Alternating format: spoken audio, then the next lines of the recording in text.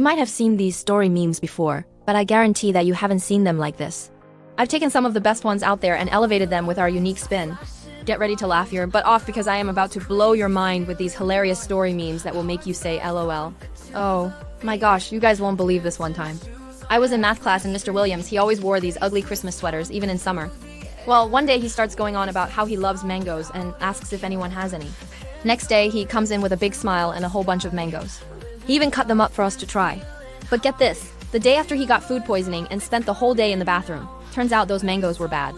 What makes it even funnier is that Mr. Williams was known for being super strict, but after that incident, he loosened up a lot. I guess even teachers have their breaking point.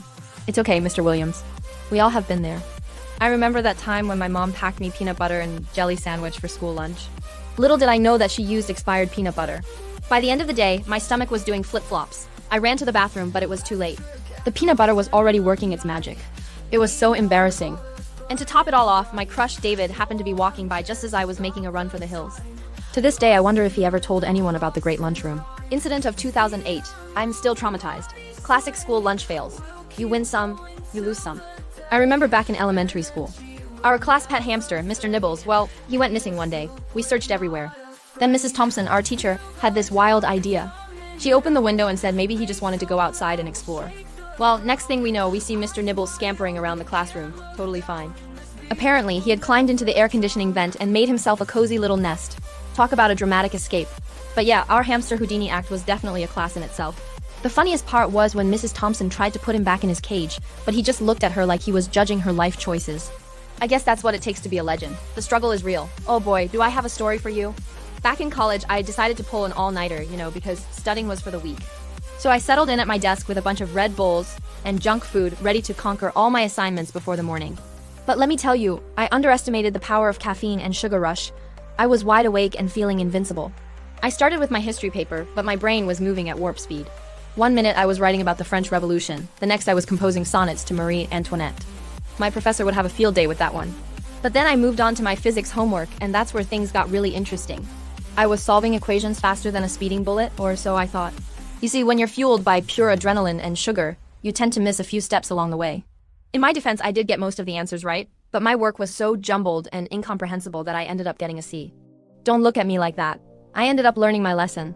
It's important to pace yourself. Who knew that studying could actually be productive? The moral of the story, caffeine and sugar rushes are fun, but don't expect your professors to give you an A on your paper. Oh wait, they won't. Brace yourself. Okay, so I was in high school and I had this one teacher, Mr. Henderson, who was notorious for being impossible to please. Like seriously, the guy would find a way to deduct points from your paper no matter how hard you tried. But one day he gave us an assignment to write a poem about a historical event. Now I thought I was pretty good at writing, so I decided to go all out and wrote this epic poem about the fall of the Roman Empire. I mean, it had everything, vivid imagery, a killer rhyme scheme, and even a few metaphors thrown in for good measure.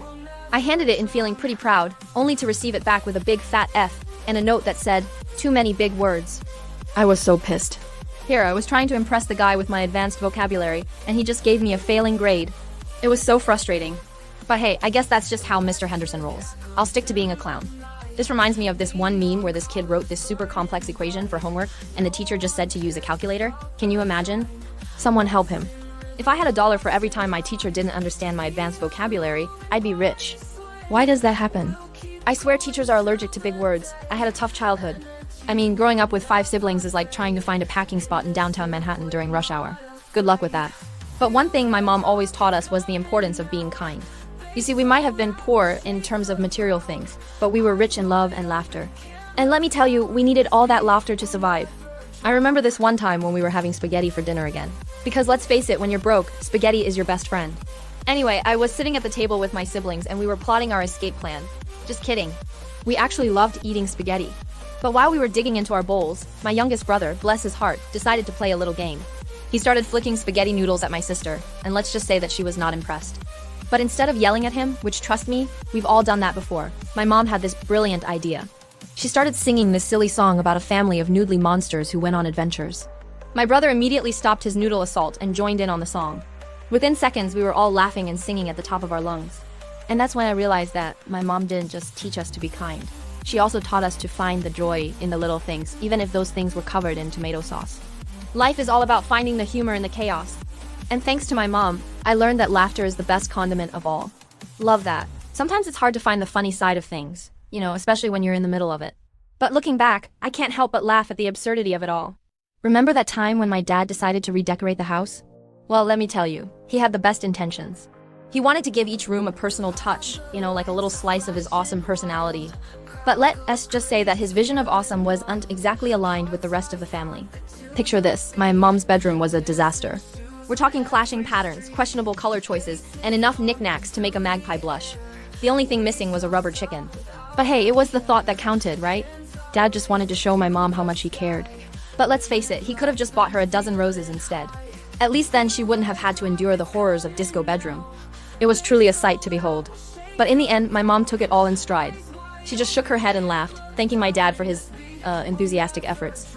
Then she promptly called my dad's mom to come over and restore order to the universe. Let's just say Grandma had some strong opinions about mixing floral patterns with stripes. The whole situation was just another reminder that sometimes the greatest gift you can give your loved ones is a little bit of peace and quiet. And maybe a restraining order against rubber chickens. Holy guacamole, that meme is bananas. Okay, now it's time for you to share your own hilarious story memes in the comments below. And hey, if you want to see more LO-worthy content, don't forget to hit that subscribe button. Until then, keep being you and stay ridiculous.